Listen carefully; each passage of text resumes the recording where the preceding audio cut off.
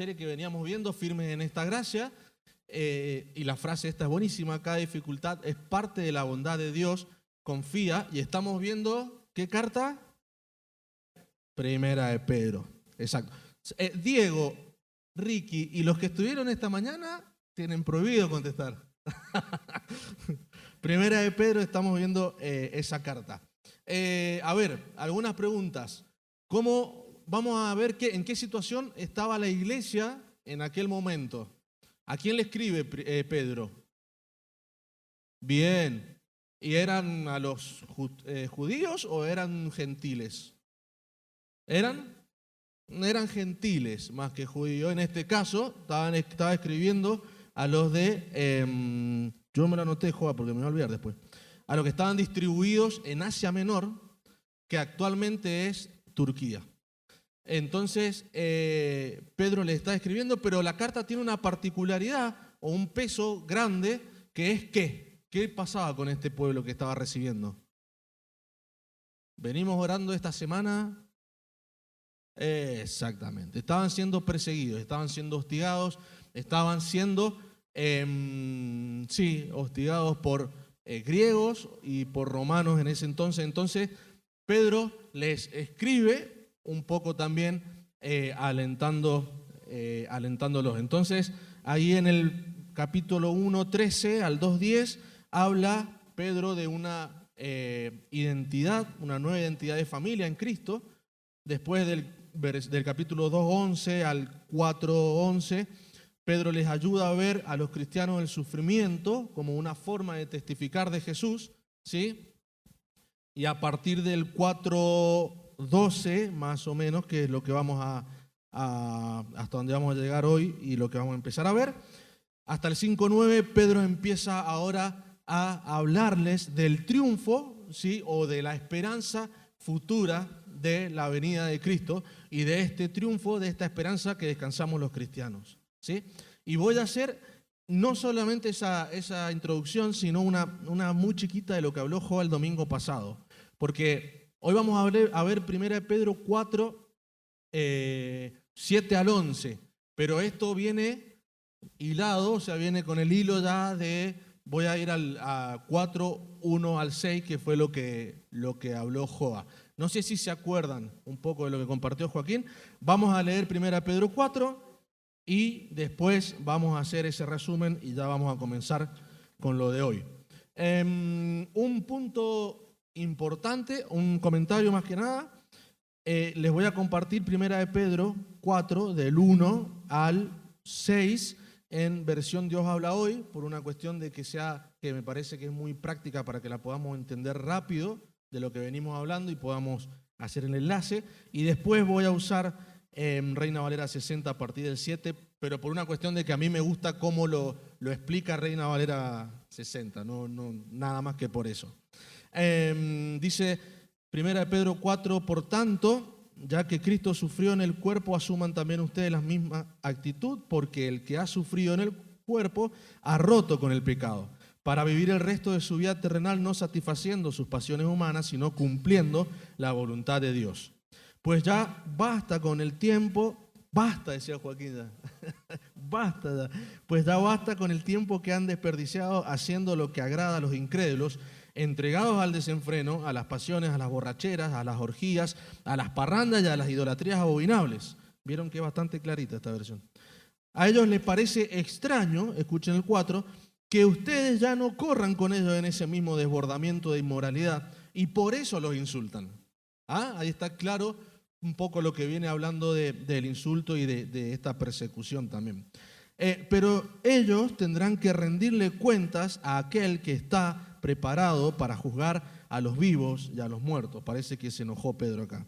Por esto también se les predicó el evangelio aún a los muertos, para que, a pesar de haber sido juzgados según criterios humanos, en lo que atañe al cuerpo, vivan conforme a Dios en lo que atañe al espíritu. Versículo 7, y acá vamos a entrar a los textos que vamos a analizar hoy día.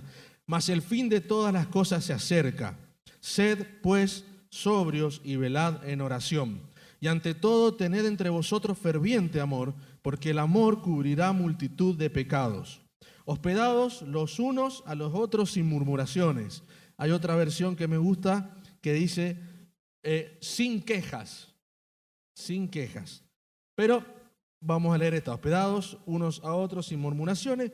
Cada uno, según el don que ha recibido, ministrelo a los otros como buenos administradores de la multiforme gracia de Dios.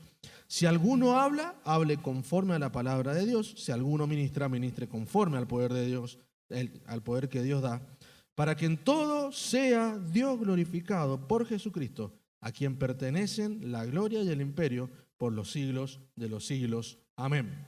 Amén. Amén. Bueno, les comentaba que vienen hablando, y ahí vamos a ver un poquito lo que nos compartía el Joa, del sándwich. Bueno, te digo que estaba a las 10:30 de la mañana en mi casa, empezaste a hablar de un sándwich, todavía no desayunaba. Dije, amén, gloria a Dios. Y el Joa nos hacía, en esto práctico, para que nosotros recordemos, un sándwich con su pan de arriba, la tapa uno, el relleno y la otra tapa. Y en la tapa arriba teníamos la derrota del pecado, que era el versículo 1. ¿Sí? Y entonces Pedro le está diciendo que no vivan más el resto de la vida satisfaciendo el pecado. Nos insta a vivir una vida conforme a la voluntad de Dios para beneficio nuestro y manda a cortar. Perdón, me equivoqué. Tapa 1 hablaba de tener la misma actitud en el padecimiento de Cristo y el padecimiento en la carne para cortar el pecado. El relleno era el versículo 2 al 5, y esto es lo que les venía compartiendo. No vivir el resto de la vida satisfaciendo el pecado. Pedro nos insta a vivir una vida conforme a la voluntad de Dios para beneficio nuestro y nos manda a cortar con el pecado. Y acá en este relleno también habla de estos insultos o estos hostigamientos que estaba recibiendo la iglesia. Y después teníamos la tapa 2, que es el versículo 6, la predicación a los muertos para salvación. ¿Y por qué les cuento esto? Porque el versículo 7 entra con una palabra que las profes de lengua, yo me acuerdo en séptimo grado, cuando iba a entrar al secundario, me decía, cuando viene un más, sin acento, es un pero. Y cuando viene un pero, es que hay una... Muy bien, un contraste, una contraposición, o algo que veníamos hablando de esto y dice Pedro, pero, esperen muchachos, tranquilos, porque todo esto que se ve tan negro, todo el sándwich con el relleno ahora van a ver que no es tan negro. Yo les voy a dar algunos tips para que ustedes puedan irlo masticando y van a ver que después, al final, hay victoria. ¿Amén? Bien, entonces vamos a entrar al versículo 7, ahora sí, y vamos a ver lo primero, como empieza el versículo 7, dice, mas el fin de todas las cosas se acerca, sed pues sobrios y velad en oración. Y me voy a detener primero que nada en esta frase, mas el fin de todas las cosas se acerca. ¿Por qué si se acerca? ¿Por qué creen ustedes que Pedro les dice esto a la iglesia en la carta? ¿Ah? Claro que estaba convencido, por las circunstancias, exacto. Claro que estaba convencido, pero venía hablando y venían contando del hostigamiento que estaba recibiendo la iglesia, y Pedro le dice, pero hay una esperanza. ¿Por qué? Porque el tiempo se acerca. Si leen el versículo 12, Pedro está hablando de la segunda venida de Cristo. Y yo te quiero preguntar, ¿es esta tu esperanza? ¿Es esta tu esperanza? Fíjense que muchas veces nosotros los cristianos vivimos con la esperanza de morir e irnos al cielo y estar al lado del Señor. ¿Amén? Bien, ahora yo personalmente, y no sé vos, y estaría bueno que te puedas analizar, nunca estoy deseando que Cristo venga. No sé si a vos te pasa, a mí me pasa. Yo me puse a pensar con esto, cuando yo en mi vida he dicho, ojalá, me he levantado a la mañana y he dicho, ojalá hoy venga el Señor. Y se hicieron las 12 de la noche y, no vino, bueno, mañana de vuelta. Ojalá hoy venga el Señor. Y ¿vivís con esa esperanza? Sería muy bueno que podamos vivir con esa esperanza. Fíjate que desde Mateo 24, que el Señor les dice cuando va a volver, todos los discípulos vivían con esta esperanza y ninguno logró ver a Cristo viniendo por segunda vez. Sin embargo, vos lees al apóstol Pablo, lees a Pedro, lees a Juan y todos escriben de la esperanza de que Cristo va a volver. No escriben solamente de que vamos a morir y vamos a estar al lado, sino dicen, el Señor viene pronto, el Señor viene pronto.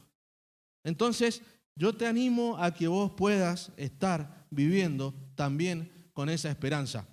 Dice el versículo 7 también, sed pues sobrios y velad en oración. Antes de seguir, yo hice una pequeña memotecnia. ¿Memotecnia se dice, Miriam? Cuando pones una palabra que... Exacto, una memotecnia para que podamos recordar.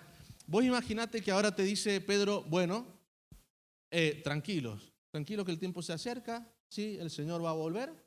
Y vos le decís, entonces, ¿qué hago mientras? Y Pedro te dice, vas a hacer esto. Y resalto el vas por la cuestión memotécnica. En el otro slide, en la que sigue, ahí está. Te dice Pedro, o te dice el Señor, vas a hacer esto. ¿Y qué significa vas a hacer esto? La B de velar. Vas a tener que velar mientras el Señor vuelve. La A de amar. Vas a tener que amar mientras el Señor vuelve. Y la S de servir. Vas a tener que servir mientras... Pareciera que el Señor vuelve. Pareciera que Pedro nos resuelve el qué hacemos mientras esperamos. ¿Sí? Que muchas veces no sabemos. Pero ahí está. Vamos a tener que velar, vamos a tener que amar y vamos a tener que servir. Dice el versículo 7, mas el fin de todas las cosas se acercan, sean pues sobrios y velad en oración. Vamos a ver el velar. Y acá me gusta esta palabra, porque esta palabra es sobriedad. Habla de un comentario que leí, es que habla de equilibrio, habla de responsabilidad. Pero suma Pedro el velar. O sea que el estar atento, el estar despierto. Entonces cuando nosotros unimos esta idea que está poniendo Pedro, por lo menos yo lo interpreto así, me gusta compartírselos, está hablando de un cristiano que está activo. Está hablando de un cristiano que está atento, esperando la venida de Cristo, pero está sabiendo lo que está pasando. Está hablando de un cristiano que tiene permanentemente en consideración, en su mente, la eternidad. Voy de vuelta. Está hablando de un cristiano que tiene permanentemente una consideración sobre la eternidad. No está hablando de un cristiano que tiene que esperar quieto. No está hablando de un cristiano que tiene que sentarse porque ya se convirtió. No, está hablando de un cristiano que tiene que estar sobrio, ¿sí? Pero que tiene que estar velando, atento. ¿Se acuerdan cuando va el Señor al monte a orar y le dice a los discípulos, muchachos, espérenme acá, estén orando, estén velando, y yo ya vuelvo, y cuando vuelve el Señor, yo hubiese hecho lo mismo, tengo que ser sincero. Están durmiendo ahí los muchachos. Bueno, ¿y por qué pongo esta imagen? Porque muchos cristianos estamos durmiendo esperando que el Señor venga. Y no estamos, permítanme el término futbolero, no estamos metidos en el partido. ¿Está? Entonces no consideramos nuestro cristianismo con la responsabilidad eterna que esto tiene, por ejemplo. Y voy a poner un ejemplo. Supongamos que hoy logro hacer una relación con una persona. ¿Está bien? Bien, yo puedo hacer una relación con una persona y puedo tener la mejor amistad y algún día me separo, y me separo en el sentido de que nunca más la veo por cuestiones de la vida, y ahí se quedó todo. Yo puedo tener esa actitud o puedo tener la actitud de Cristo. Y la actitud del cristiano es estar permanentemente pensando en qué va a pasar en la eternidad de esa persona. ¿Me explico?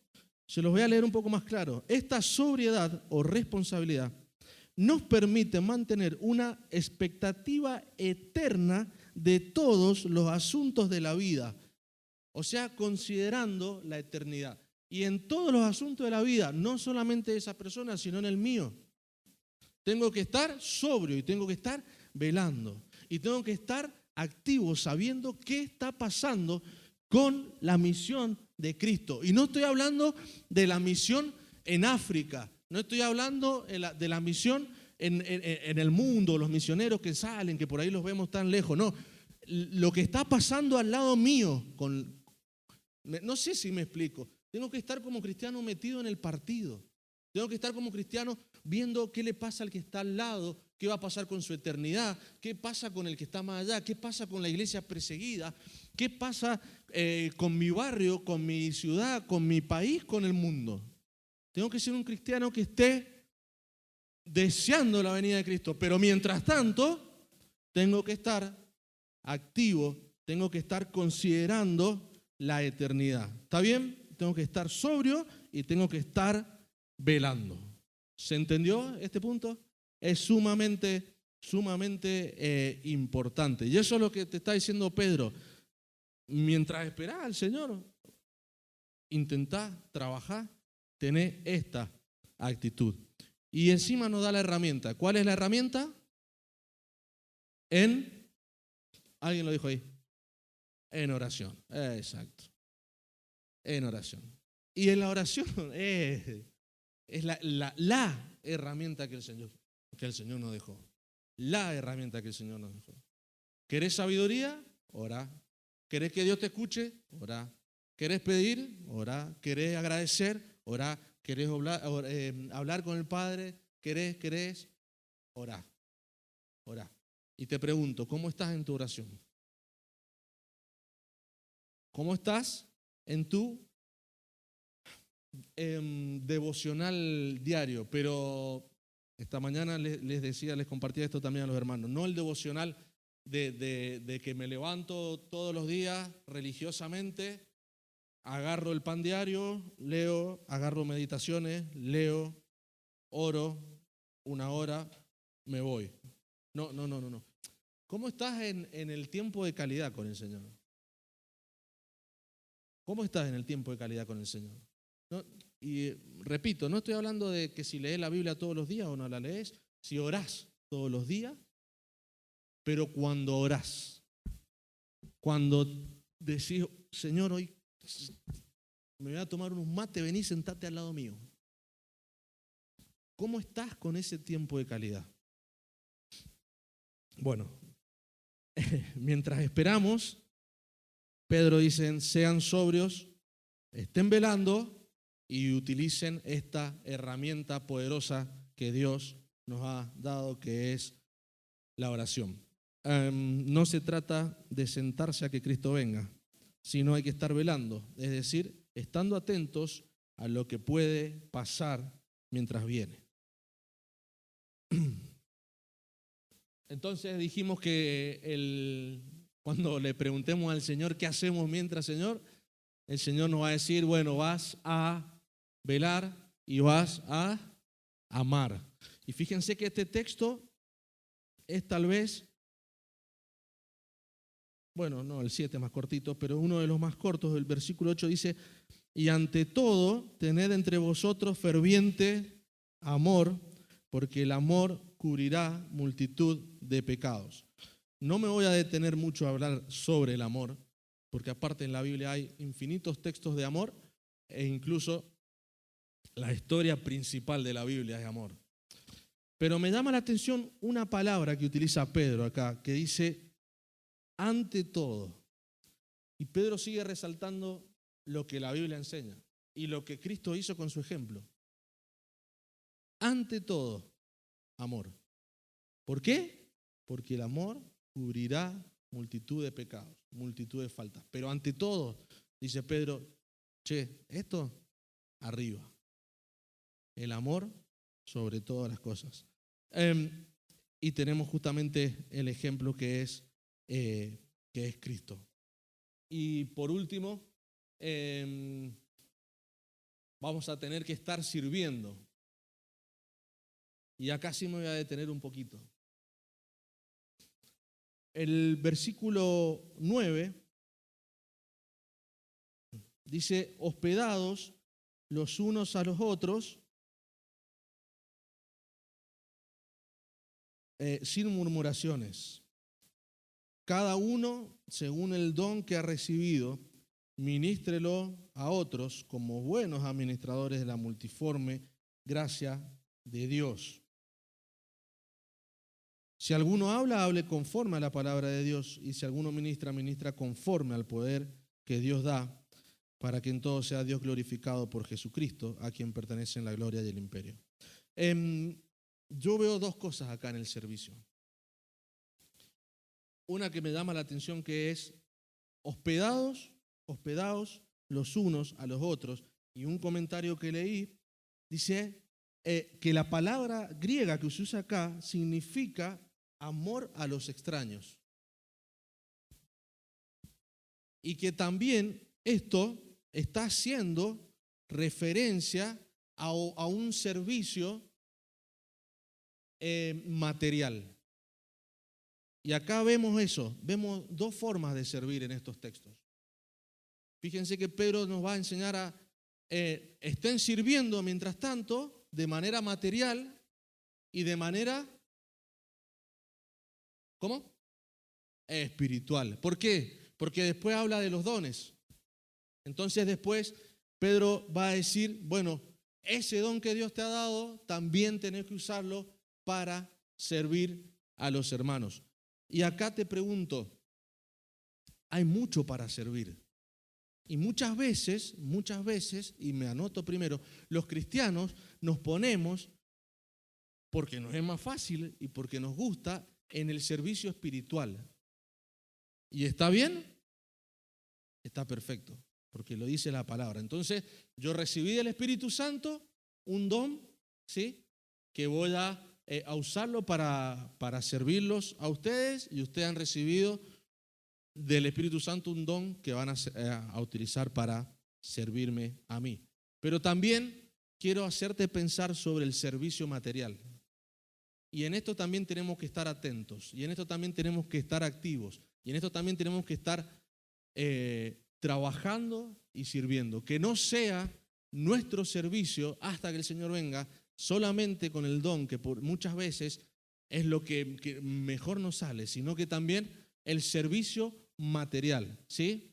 Y cuando hablo de esto, de hospedar incluso a personas que no amamos, de servir materialmente, de servir económicamente, de servir al que está necesitado, porque Pedro está diciendo los unos a los otros, o sea, está hablando de entre nosotros, ¿sí?, de servir a mi hermano. Entonces, se me acabó el tiempo. Estas tres cosas nos dice Pedro hoy, nos dice la palabra de Dios, mientras esperan que primero dice, tranquilos, que todo esto que están sufriendo, todo esto que está pasando, va a parar, va a terminar, porque Cristo va a venir un día, Cristo va a reinar. Y empieza Pedro a motivarlos para que ellos puedan tener esperanza en la segunda venida de Cristo. Y mientras tanto, ¿sabés qué vas a hacer? Vas a velar, vas a estar atento a lo que pasa, vas a amar, vas a servir, vas a amar y vas a servir. Amén. Y para terminar, quisiera comentarles lo que para mí es la frutilla del postre de estos textos. Cuando dice versículo 11, bueno, viene hablando de los dones y dice, si alguno habla, hable conforme a la palabra de Dios, y si alguno ministra, ministra conforme al poder de Dios, el servicio que ya mencionamos espiritual.